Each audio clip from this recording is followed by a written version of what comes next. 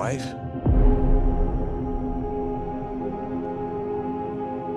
A son. And then what? We won the war.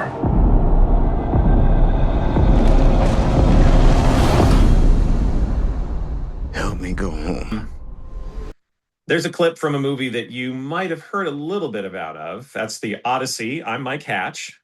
I'm Kenny Dickson. And here we go again with Faithspotting. Now, this is one that, if you remember, Kenny, this movie had been talked about and even tickets starting to be sold for the IMAX 70 millimeter at least over a year ago. So this thing has... No, you're partially correct. Okay. The tickets were sold out a year ago at IMAX. And they're still sold out. Yes, even the 2:30 to 5:30 showing, and at least the one in the Dallas. Morning, not in the afternoon. Not in the afternoon, in the morning. Yes. Yeah, it's been something. And I've been excited to talk about this because not only was I excited to see it, and I did see it this past Tuesday, so a few days after it was released, but I was just geeking out when I heard about this a year ago. And one of our mutual friends, and I won't mention who it is because I would throw him under the bus, in a Facebook post that I put out, he said that he was not into Christopher Nolan. And I said, well, this is going to be the one time, because him and I usually see eye to eye with our movie likes and dislikes. And this is the one time that I said, sorry, we're going to have to take that fork in the road here with that, because I love Christopher Nolan. He is, in my opinion, probably one of the best modern directors, period, in my opinion. Yeah, I've liked all this stuff. Well, Tenet, I didn't really care for, and I was not a Batman fan, so I don't know. But I was. Dark Knight, in my opinion, is probably the best superhero movie of all time. It's incredible. I fell asleep twice watching it in 2 different times. So, oh man, okay, yeah. But he's made some wonderful things. So, and he's gifted, and he's everything is cinema. Yes. And not only cinema, but just I guess as the foundation cinema, but just everything from literally retrograding an IMAX camera in order to film this, to being a huge proponent of physical media, which I am. I am big on physical media. I am monstrously big on physical media, all the way down to buying 4K HD Blu-rays to make sure that I have the pure form, as opposed to watching something on streaming on my Apple TV where the picture can get messed up. I mean, it's constant. I am huge about physical media. So I'm excited that he's like that as well. And I hope that it continues. I hope it's not one of these niche things that it's just going to get to the point that there's no physical media and there's only streaming, and the days of having theaters all over the place are going to go down. I'm old fashioned when it comes to that. Yeah. I really hope it's that case. Yeah. So, yeah. So go ahead. What were you going to say? Well, I was just going to say, and he has, like a good number of the big directors, Spielberg and that, but he just has a desire to keep cinema, and he values the history, the tradition, the old ways of doing things. And, we've talked about it before, but he was, I saw him at Cannes when he sort of helped fund and put together the 50th anniversary remaster of 2001, A Space Odyssey. Yes. So when he showed up for that screening, he's there, and it's Kubrick's daughter and some other people. He'd spent 2 or 3 days there just visiting with them, and then the work behind the scene, putting together the various clips and re-recording. And they were trying to make it just like Kubrick wanted. And he just for him to show up in the midst of that, to do all that, and it's one of my high moment cinema experiences, seeing him in this 1,500 seat theater. It's not IMAX, but it's pretty close. And then experiencing it the way, it was just wonderful. And so I appreciate his love of cinema and keeping the tradition and keeping the ways of it.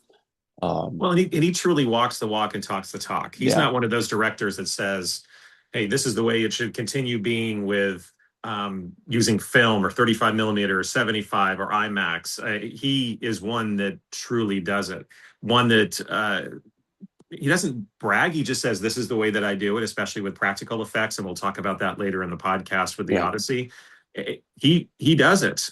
And in everything from forced perspective in the Odyssey to the way that it was filmed to, like I just said, sort of retrograding the IMAX filming process, because it is incredibly loud when you're filming this thing, and putting it and placing it. And I don't know if I shared the link with you, but because the camera is so huge, there were a couple of close-up scenes that the actors literally had to talk through mirrors in order to did you see that? In order to see each other. I mean, it's just it's incredible to me. Yeah. And that's something, again, that he is thinking about and he is at the forefront for.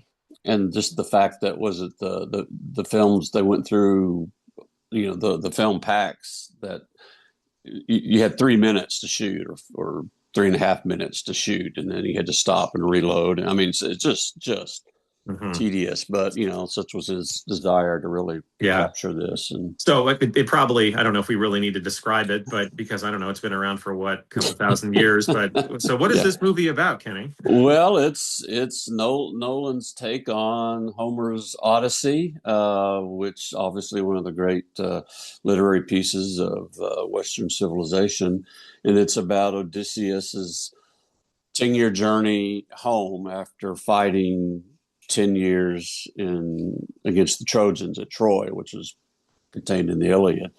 And it's just his struggle to get home. And, it's Homeric. I mean, what can you say? Absolutely. So you and I, you saw it before I did. Mm-hmm. It sounds like the only show that you went to was the 70 millimeter. I did the same as well. Did you go to another one, or was it just 70 millimeter? No, that's all I've got. Yeah, I just saw. I think it was the same. It was the 70 millimeter, not IMAX, but the 70 millimeter. Presentation. Yeah, and the last time that I saw 70 millimeter at this theater, and this is in Plano at Cinemark West in XD, was the Kill Bill, kind of double on that. Yeah. I saw that in 70 millimeter. And I'm glad that I saw that first, because it gave me an opportunity to sort of get back in the saddle when it comes to watching film. I've been so used all the way down to the TV in my media room to watching things in digital, which is pretty much, I mean, it's very, very constant. There's not, it's very different from film. So to be able to sit there and get used to watching film again, I felt that prepared me even more for the Odyssey. Yeah, I maybe would have liked that. I still would like to see it, in the IMAX version, just to see the difference. Yes. And maybe even, I don't know if I have to see the whole thing, but I'd like to stick my head into a theater doing like the XD, showing the digital to see the differences. But but it was old school. And yeah. So what was your impression? What'd you think?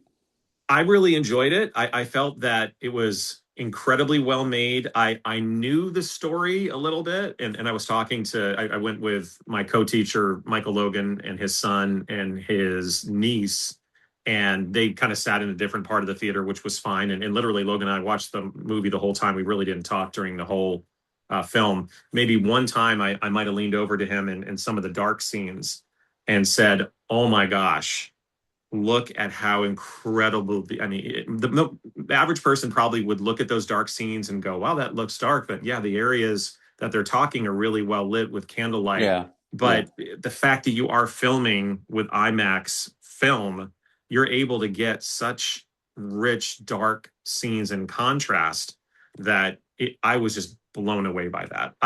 Because I've seen so many films recently. I've gotten a few films on 4K disc, and even on 4K disc, some older films still have that grain, and it's almost it sort of throws you off. It's very distracting. Yeah. But oh my gosh, especially within the, I guess you'd call it the party area of Ithaca.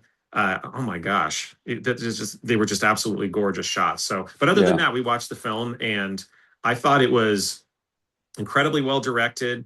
I have to admit, for me, because I had read so much about it before I saw it, I actually had the tendency to sort of get away from the acting and the action and veer in the direction of the cinema part of it, the sound, the practical effects, the cinematography. I had the tendency to get a little lost in that more than actually getting into the story. Although, especially as the movie went along and you get to the very end and the climax of the film, yeah, I mean, you'd have to be a robot not to fall into that.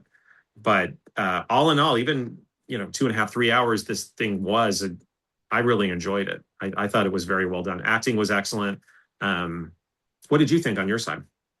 Yeah, I enjoyed it. Going into it, I had heard some people. I think I saw it opening day, or the Friday they opened it on Thursday night. But all of the backlash, from folks talking about it being woke and criticizing using, different, not having Greeks within it in the cast, and having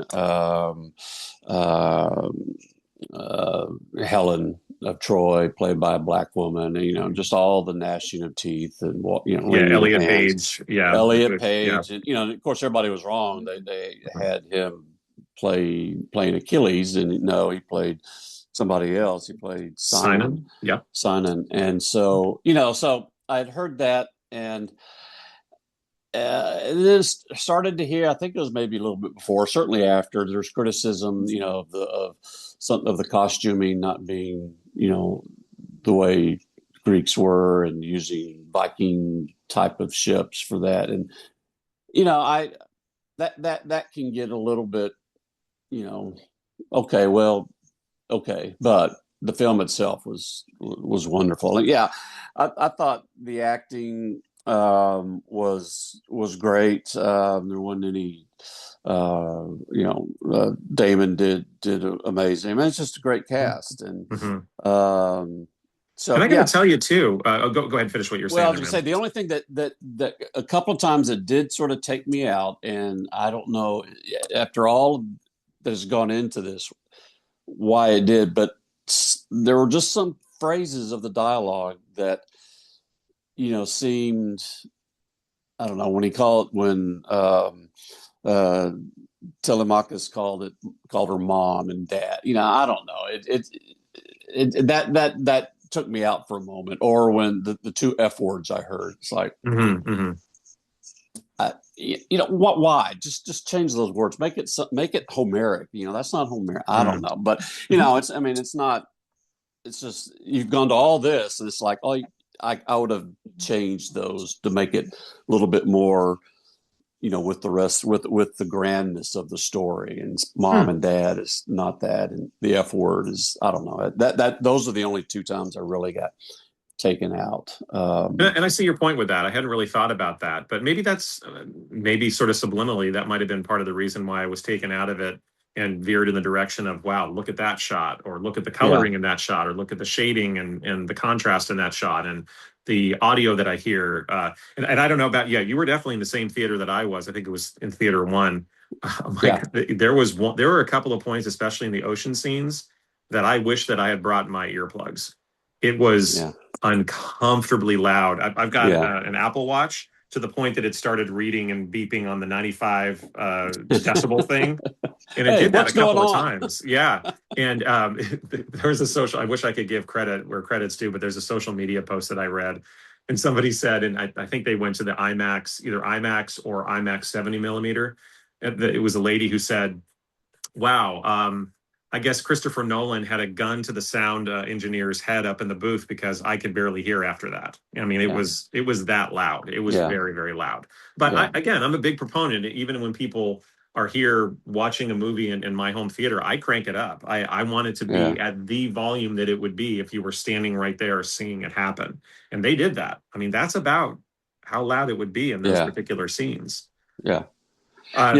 It was great, and like you said, the great darks, and then some of the just gorgeous color of the ocean. It seems like, as I recall, the deep blue and the red.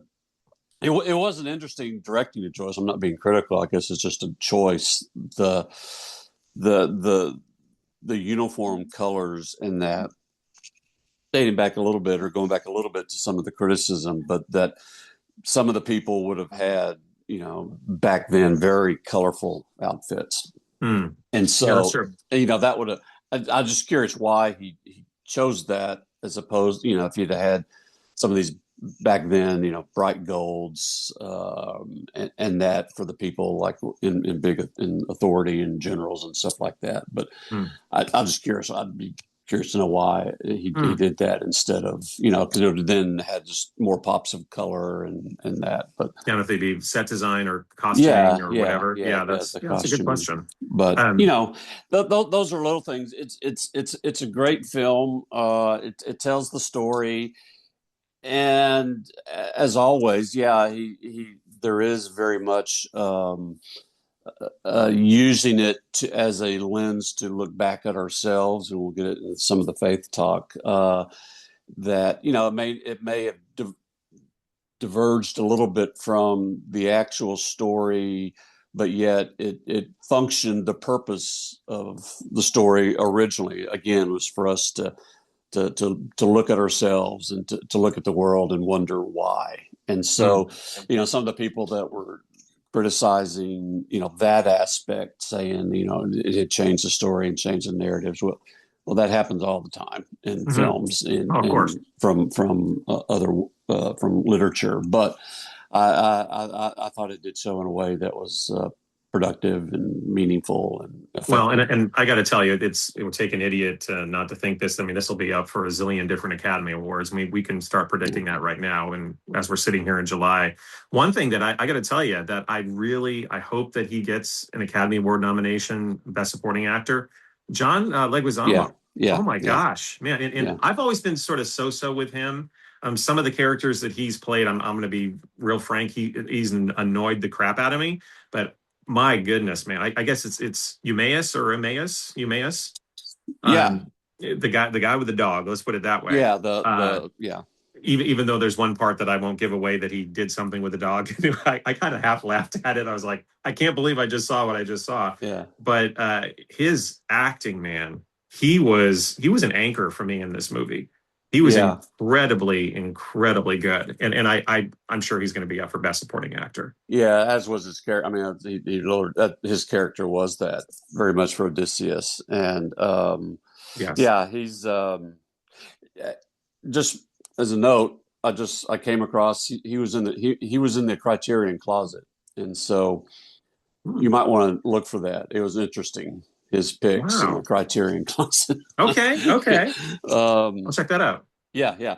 No, it was a great role, and one of the leading, if not the leading performance. Although Elliot Page was great, especially in the scene from coming back from Hades.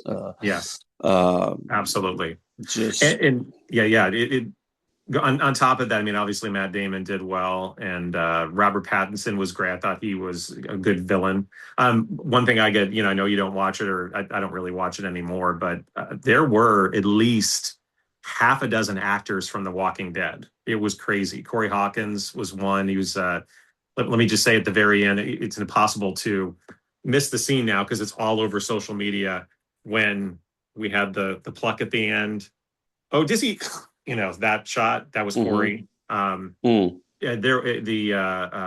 were a ton of different actors from The Walking Dead. So at least for me, that made me really, really happy. And then, of course, your pal, Charlize, she was in it as well as Calypso. Yeah. I sent her a note. Congratulations on you. Yeah, sure, I'm sure. But no, it was neat though to be able to see. I have a feeling that maybe I just have visions of this in my head that some of these actors, it might have been just Christopher, hanging out and going, Mr. Safdie, what do you think? You want to be this big giant guy? What do you think? How about you do this? Yeah, and it was great. He did a great job. In fact, there's been a lot of videos about him with the big helmet and all of that. And coming a lot of stuff Troy. coming out of this. Oh, absolutely. Yeah. So Benny Safdie.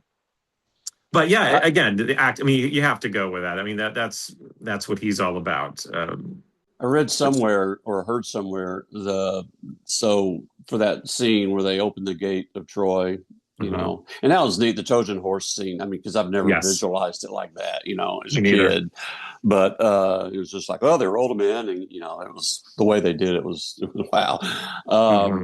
But then they go and they open the gate, and Matt Damon didn't know that they had hired hundreds of extras to come screaming in. I guess I don't know what he thought, but they open the door and all of a sudden hundreds of people come screaming in, and it's just like it freaked him out, and he's like, "Oh yeah." I thought that was interesting. I agree. Yeah, and I'm sure as time goes on, and especially when the special features come out on disc or home video or things like that, I'm sure we're going to continue to hear stories like that. And I love those behind the scenes stories. Everything from the mirrors that we were just talking about, with the IMAX camera, to what you said there, to all of that. I just love stories like that. And there must have been a zillion on this because there was just so much going on. But yeah, this is absolutely something. This is, we say this almost every single podcast, but this one is just like the biggest duh ever. Like, see this in the theater? I mean, it's duh. Yeah. And if anything goes without saying, it's this film to see that. Yeah, well, and there's no excuse not to be able to see it, because you could see it. I mean, I'm going to go down the list, and I'm sure I'm missing something, and somebody can correct me. But you have the good old fashioned just going and seeing it. It's probably 185, which is kind of the bigger one, or 235, which is kind of the letterbox, looks like a letterbox. You have regular IMAX, you have IMAX 70 millimeter, you have 70 millimeter, you have 35 millimeter. But obviously everybody's talking about check out the IMAX 70 millimeter, which I would suggest. But I enjoyed seeing it in 70 as well. Just anything just for the film aspect. It wasn't digital, it was film. Yeah. So, and I want to say that if you want to get down to the nitty gritty kind of geeky stuff about it, when you're watching something in digital, I think it can only go up when you're talking about coloring, and especially when you're talking about like megapixels or whatever. I think around maybe 8 to 9 or so. But when you're watching it on film, it truly is like taking a picture. So it's true color. So you get up like 11 to 12. So the contrast and the coloring and all of that is better on film. So if you happen to be in an area where you can go and do that. And another thing that I forgot to mention too, 4DX. Have you heard about it? This is like, I look at it as almost like a t-shirt. It's just like a gimmick type thing. Yeah. But I have been reading about people going to 4DX, and 4DX, there's one that's south of Dallas. It's a B&B theater. And imagine you're sitting there and it has physical effects while you're watching the movie. So like the scenes that we saw in the fog, the theater will actually fill up with fog. Oh, wow. And the scenes that they're on the ocean, they have the spray that's coming at you. And from what I understand, they have started, they use this spray that smells like the ocean. Oh, wow. People are wanting to buy this stuff as cologne. I was like, and again, who knows if this is like actual true stuff, or this is something that Christopher Nolan is like, yeah, go ahead. Let's get the information out there so people will go see the movie there as well. And but that might be interesting. They have a Cyclops come in and eat a few patrons, Exactly. Yeah. Steal a couple of hot dogs, right? Yeah. And again, so let's talk about that for a second, because I mentioned that at the beginning of the podcast with practical effects. Going into this, the layman watching this film, I think, would not be able to tell that there were practical effects. I think it was so well done. And the one that everybody's talking about that they said there's no way that they couldn't do CGI on that was the pig scene where the soldiers were turned into pigs. Yeah.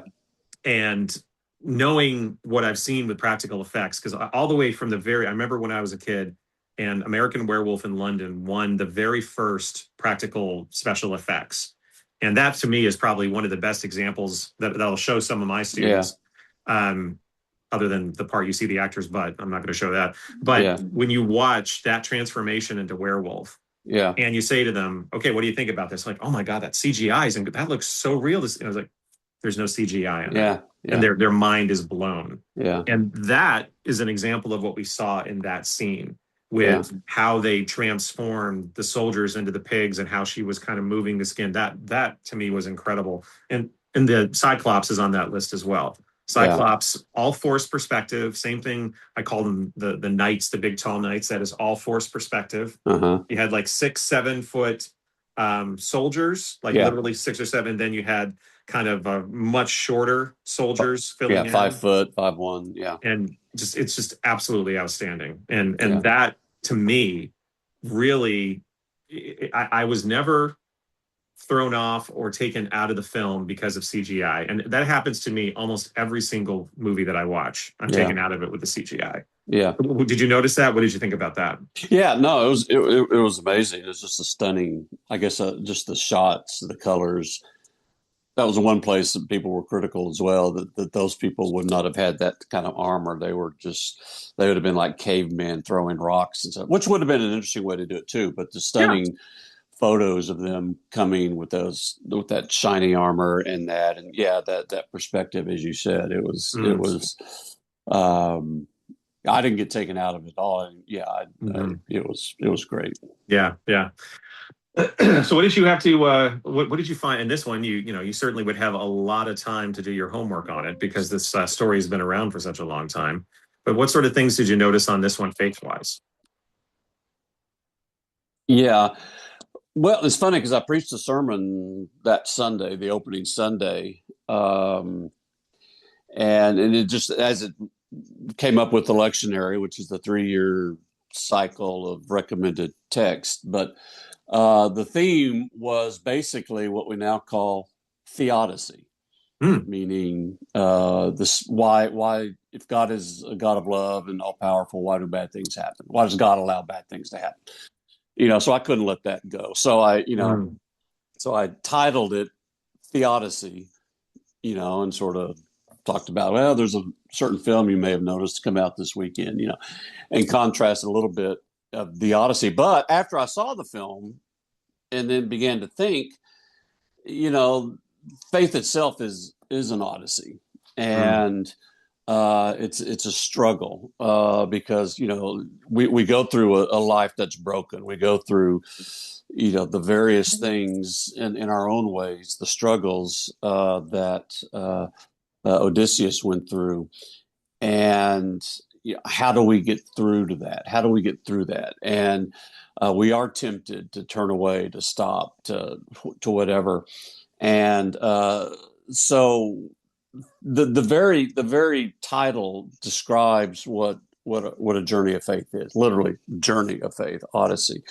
And then the other main one that really struck me, and I was trying to decide, how many of these to go through, and I mentioned it on that sermon that weekend. That very last scene, and this is in the book. It's not Calypso who says it's another character, but she allows Odysseus to leave. He knows Poseidon is out to get him because he killed his son, the Cyclops, and so going out on that wave, and she just says, basically surrender to it. Don't try to control. Essentially, she didn't say these words for words, but Zeus was protecting him. You just have to surrender to the waves and let it take you. And that's ultimately what faith is. Faith is, from a Christian perspective, surrendering to God's faithfulness and the promise of grace and the promise of resurrection life, the promise of living by the kingdom. And we can't control it. And a lot of times, the more we try to control and hold on and justify ourselves or prove ourselves or live life controlling things, the harder it is, the more mistakes we make, the more we suffer. And it's that, to get through that which is unconquerable, sometimes you just have to let go and surrender. And so for me, that is the essence of faith. That faith is an odyssey, and that living by faith means you have to let go. And again, the text for that week was, faith that is seen is not faith. You have faith in what is unseen. and Odysseus couldn't see that he was going to make it through. All he could see was what Poseidon had thrown up in his path all that way. But yet, by letting go of that and just trusting, he was able to make it home. And that's what we're called to as persons of faith. We're called to make it home, i.e., be in the kingdom of God, and we do that because God's going to get us there, regardless of how bad the world is and what evil's in the world and the struggles and the suffering. Doesn't mean we're not going to suffer. Doesn't mean we're not going to struggle. Doesn't not mean we're going to have pain. But God's going to get us home. And for persons of the Christian faith, that means living eternally in God's kingdom. And so those two things are just, what is faith? It's an Odyssey, and it's letting go. And this, we literally see this. So those are the two. Now, one little side note that I'll have to give you. I have to admit, and this is sort of going off the subject, but not much. This is probably not a movie that my wife Melissa would want to go see. Maybe she will, and if she wants to, that we'll go see it. But I couldn't help but think when Odysseus was in, the island with Calypso. Yeah. I could just imagine leaning over to Melissa and going, "Honey, I wouldn't need the lotus flower to stay." Yeah, I'd recommend you not saying that. I wouldn't. I know better. But Yeah, I'm just saying, yeah. Well, just to say that, Michelle went to see it with me, and she said she saw about Damon. She saw about half of it. I mean, she was turning away. Yeah, it was. Yeah, no, I would not say that. But yeah, so those are the primary ones. Then the other parts that sort of feed into that. There is, it shows the divine presence, that the divine. Now, obviously, Christians, we don't believe that there are a pantheon of gods, but God is present with us through the Holy Spirit. And so that's sort of represented with Zendaya's Athena character. Mm-hmm. She's with Odysseus at times that he needs her. And she presents herself in ways that can lead him and instruct him. And this being in the form of one of the children that were killed in Troy. And so, God is present with us through the Spirit. So this is more than, a physical presence than we would see, but yet it still represents that God is with us. In our living, in our Odyssey of faith, if you will, and then just the idea of it's presented here as Zeus's law, but the law, the command for hospitality, Zeus had it, and it sort of echoes the Old Testament law that you offer hospitality because you never know that. Because you may be offering to the gods that are walking around. So there were gods that walk around within the context of the story. Mm-hmm. In the Old Testament, gods or angels would sometimes come, and the most obvious, it's I guess with Abram when he offers hospitality and is told he's going to become Abraham, and even though they're very old, they're going to have children, him and his wife Sarai.